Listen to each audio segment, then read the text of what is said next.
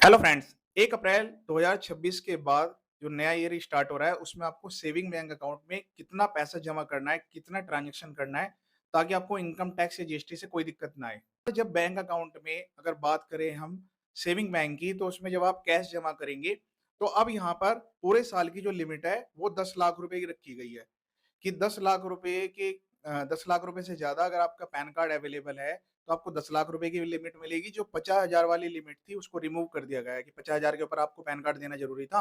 अब यहाँ पर आप 10 लाख रुपए से ज़्यादा जब आप जमा करेंगे पूरे साल में, तो आपको पैन कार्ड देना ज़रूरी है। अगर पैन कार्ड नहीं है, तो फिर लिमिट 5 लाख रुपए की है। लेकिन इसका मतलब ये नहीं है कि आप जो है, अपने बैंक अकाउंट में पैसा जो है जमा करा देंगे। उसका स्पेसिफाइड सोर्स भी आपके पास होना ज़रूरी है। और वो आपकी इनकम रिटर्न जो भी इनकम टैक्स रिटर्न आप फाइल करेंगे, टैक्स पे करेंगे, उससे मैच होना भी ज़रूरी है। सेविंग बैंक अकाउंट में कैश विथड्रॉल और डिपॉजिट की लिमिट जो है, वो 10 लाख रुपए रखी गई है और ये लिमिट जो है, ये पैन कार्ड वाइज़ एप्लीकेबल है। इसका मतलब है कि अगर आपके मल्टीपल बैंक अकाउंट्स हैं, तो उसमें कंबाइंड लिमिट एप्लीकेबल होगी। लेकिन चूँकि यहाँ पर बैंकों का डाटा अभी मर्ज नहीं है, तो अगर आप अलग-अलग बैंकों में भी इससे कम पैसा जमा कर देते हैं, तो नोटिस तो नहीं आएगा, लेकिन अगर बाद में नोटिस आ जाता है, तो सारी की सारी ट्रांज़ैक्शन मिलाकर ही आपको आपके ऊपर टैक्स इंटरेस्ट पेनल्टी लग सकती है। तो आपको कोई भी चीज़ें हाइड नहीं करनी है। आप एक बैंक में जमा कर रहे हैं, दूसरे बैंक में जमा कर रहे हैं, सबको मिलाकर आपके पास एविडेंस और सोर्स होना ज़रूरी है। जितना ज़्यादा हो सके कैश ट्रांज़ैक्शंस को आपको अवॉइड ही करना है।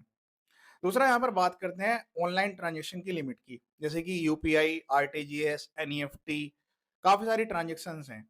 तो फिलहाल अभी भी इसके रिगार्डिंग कोई भी लिमिट स्पेसिफाइड नहीं की गई है। आप सेविंग बैंक अकाउंट में ऑनलाइन ट्रांज़ैक्शन जैसे कि यूपीआई, एनईएफटी, आरटीजीएस कोई भी मोड के द्वारा कितना भी ट्रांज़ैक्शन करें, उससे कोई दिक्कत नहीं है। लेकिन अगर कोई केस लग जाता है, तो फिर आपको यहाँ पर ये प्रूफ करने की रिक्वायरमेंट आएगी, जो भी आपके डेबिट्स या क्रेडिट्स हैं, तो उसमें जो वो लेन-देन है, वो इनकम नेचर का नहीं है। लेकिन आप ऑनलाइन लेन-देन कर रहे हो या कैश में जमा निकाल कर रहे हो, आपको जो है जीएसटी की लिमिट्स का भी ध्यान रखना होता है। अभी काफ़ी सारे स्टेट्स में क्या है कि जीएसटी डिपार्टमेंट ने नोटिस जारी कर दिए थे। तो ये जो डाटा हो सकता है उन्होंने बैंकों के द्वारा यहाँ पर रिट्रीव किया हो। तो उसमें क्या था कि अगर आप गुड्स में डील करते हैं, जैसे कि गुड्स सेल करते हैं, तो उस केस में आपको 40 लाख रुपए की लिमिट मिलती है पूरे 1 साल की। और जो ये लिमिट है, तभी वर्क करेगी जब आप विद इन स्टेट सप्लाई कर रहे हो। जिस स्टेट में आप ये काम कर रहे हैं। अगर आप अदर स्टेट में सप्लाई करेंगे, तो आपको ये लिमिट नहीं दी जाएगी। फिर आपको पहले दिन से ही जीएसटी नंबर लेकर कंप्लायंस करना होगा। और सर्विस के केस में 20 लाख रुपए की यहाँ पर छूट दी गई है।